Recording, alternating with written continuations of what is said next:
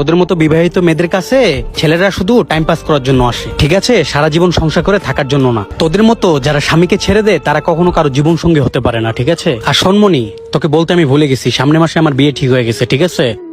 সামনের মাসে আমি বিয়ে করতেছি, আর তুই আজকের মধ্যে আমার বাসা ছেড়ে চলে যাবি, ঠিক আছে? আমি চাই না যে তোর কারণে আমার ফ্যামিলিতে কোনো ঝামেলা হোক, আমার নতুন সংসার ভেঙে যাক। আমি বিয়ে করে আমার জীবনটাকে অনেক সুন্দর করতে চাই, আমি সুন্দরভাবে বাঁচতে চাই।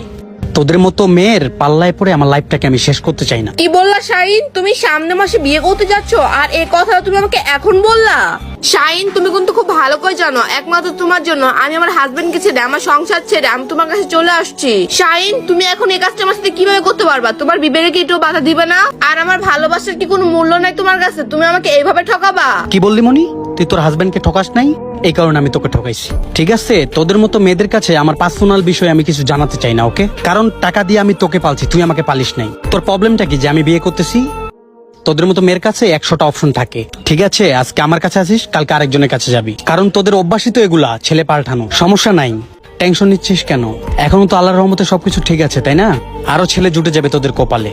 আর ছেলেরা তো তোদের মতো মেয়েদেরকেই খুঁজে, কারণ তোরা তো বিয়ে ছাড়াই ছেলেদেরকে সবকিছু দিয়ে দেস, তাই তো ওরা 1-2 বছর ফিজিক্যাল করে তারা ছেড়ে দেয়। আর এসব নিয়ে তুই টেনশন নিস না, ঠিক আছে? আর আমার একটা ফোন আসছে, আমার হবু বউ আমাকে ফোন দিস। যা, তুই চটপটি অর্ডার দে, আমি কথা বলে একটু আসি। না, ঠিকই বলছিল, ছেলেরা কখনো বিবাহিত মেয়েদেরকে আপন করে নেয় না।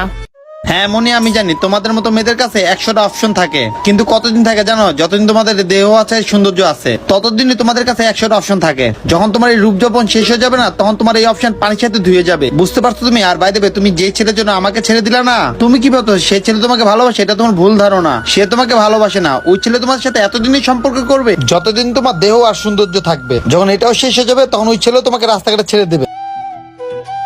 বন্ধুরা, আমাদের এই সমাজে অনেক নারী এবং অনেক পুরুষ আছে যারা বিয়ের পর সংসার জীবনে সুখে থাকার চেষ্টা করে না, তারা পরকীয়া করে তাদের লাইফটা ধ্বংস করে ফেলে। তারা ভাবে পরকীয়া করলে অনেক সুখে থাকবে, এটা বাস্তব না। আসলে বাস্তবে এটা কখনো পরকীয়া সম্পর্কটা টিকে না। আমাদের এই ভিডিওটা আপনাদের কাছে ভালো লেগে থাকলে অবশ্যই টাইমলাইনে পাঠিয়ে দিবেন। ধন্যবাদ সবাইকে ভিডিও দেখার জন্য। নতুন কে থাকলে লাইক, শেয়ার, কমেন্টস করতে ভুলবেন না।